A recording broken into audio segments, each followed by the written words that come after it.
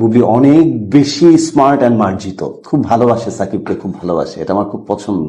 অপুর সাথে কাজ করেছি, অপুর ব্যবহার খুবই চমৎকার, বাচন ভঙ্গি, প্রোনাউন্সিয়েশন, ওই জায়গায় আমি বুবলিকে এগিয়ে রাখবো। আপনি কাকে এগিয়ে রাখবেন, কাকে পিছিয়ে রাখবেন সেটা আপনার একান্তই পার্সোনাল ব্যক্তিগত ব্যাপার। সেই বিষয়ে অপু বিশ্বাসকে আপনি কতটা এগিয়ে রাখবেন, বুবলিকে কতটা পিছিয়ে রাখবেন, বা অপু বিশ্বাসকে কতটা পিছিয়ে বুবলিকে কতটা আগিয়ে, এটা আপনার ব্যক্তিগত ব্যাপার। সো এখানে অপু বিশ্বাস শাকিব খানকে ভালোবাসেনি, এটা আপনি কিভাবে মানে এত জোর গলায় বলতে পারছেন? কিংবা অপু বিশ্বাসকে ছাড়া বুবলি শাকিব খানকে ভালোবেসেছে, এটা আবার আপনি কিভাবে জোর গলায় বলেছেন?